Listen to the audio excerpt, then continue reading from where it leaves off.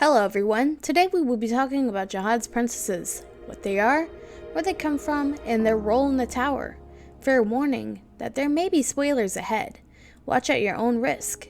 If you have not supported the Tower of God, please do. I promise you won't regret it. Who are the Princesses of Jahad? The Princesses of Jahad, at its most basic explanation, is a group of individuals that serve Jahad. They serve the king of the tower and in return receive a little of his power. A princess is chosen every several hundred years. They both serve as a way to protect the king, but are also treated as true royalty and are worshipped by the citizens.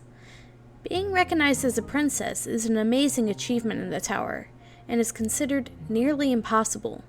Many women of the tower strive to become princesses, but only a few actually do. Who is Jahad? Jahad is the king of the tower. He is one of the most famous beings that reside in the tower, along with the 10 great families, and is revered as a god to most citizens.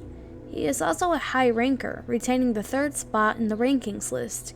He founded his own empire and to this day is still the ruler of the tower. How are the Princesses of Jahad made? A Princess of Jahad is not a biological daughter of Jahad. They are people chosen from the tower. King Jahad chooses these women to become his adopted daughters, but they must first prove themselves. The Princesses of Jahad can only be chosen from one of the 10 great families. However, these children do not need to be biological children of the families. They just need to be adopted by them, as in the case with Endorsi. After the selection is complete, the princesses are given Jahad's powers through a special procedure, which involves injecting Jahad's blood into them. It is believed that this procedure is used to make the women more like his biological children. However, the true purpose may be to control the women if they get out of hand.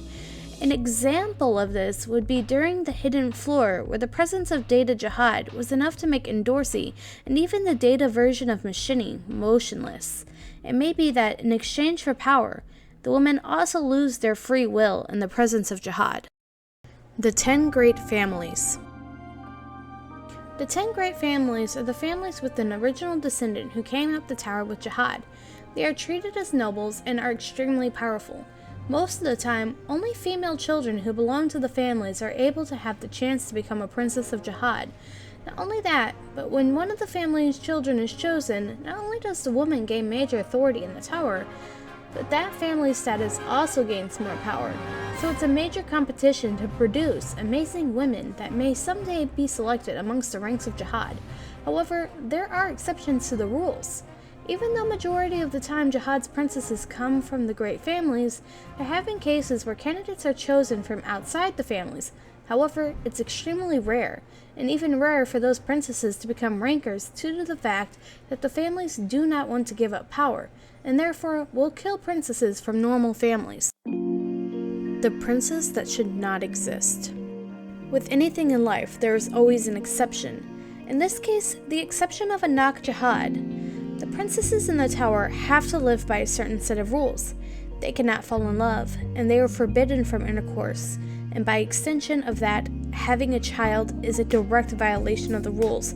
For this reason, the Princesses of Jahad are frequently referred to as the shoes displayed in the king's showcase. Although beautiful, nobody can take them out to wear. Anak did not receive the blood of Jahad through the special procedure. Instead, she was born with it. Her mother broke the rules set for the Princesses of Jahad, and therefore was born as a princess, but is not recognized by Jahad or the Jahad family.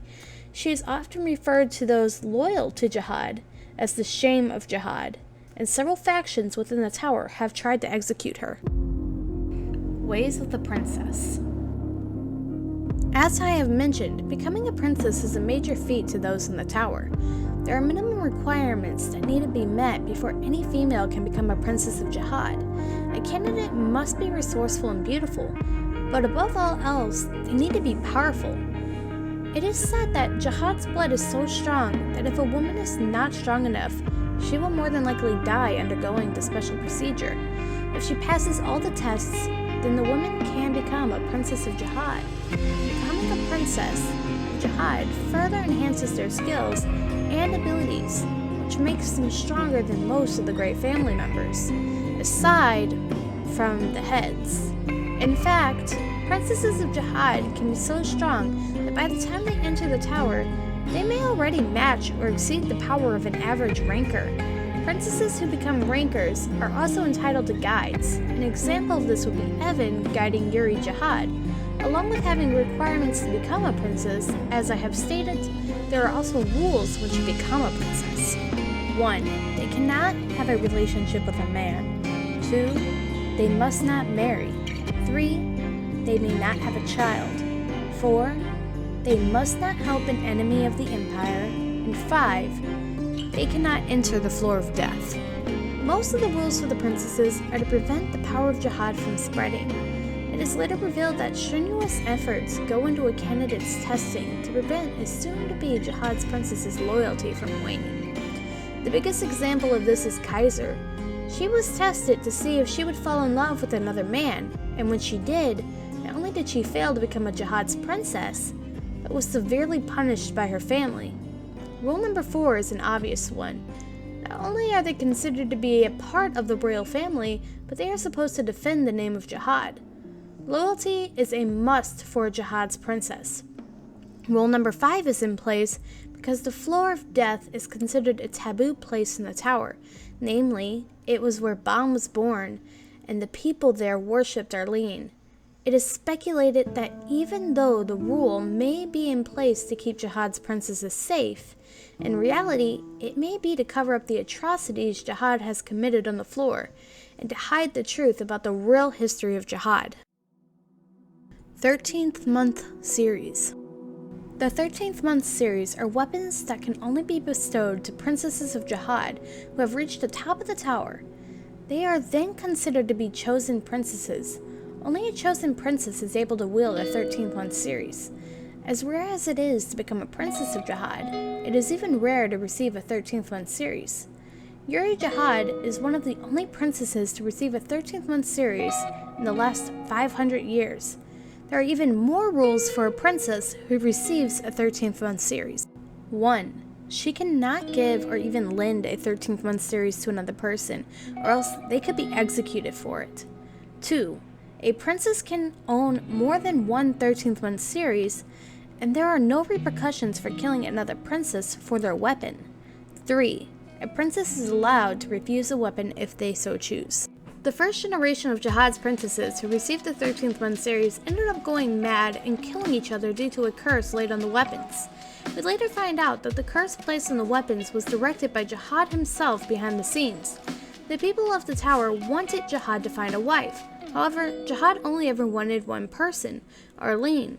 She rejected him, however, and then later fled the tower after Jahad hunted her down and killed her child. It is then we find out that Jahad's princesses are not actually supposed to be treated as daughters, but potential wives, and the reason he placed curses on the weapons was to drive any princess close enough to collecting all 13th Month weapons and becoming his wife would go mad. At first, he stated he did not want a wife because no woman would be strong enough to bear his child. But when that worry was overcome by giving women a little of his blood, he then turned to the 13th Month weapons as a scapegoat. It got rid of the complaints that he would not marry, while successfully keeping those who got too close from ever achieving their goal. Now you know a little bit of everything about the Princesses of Jahad.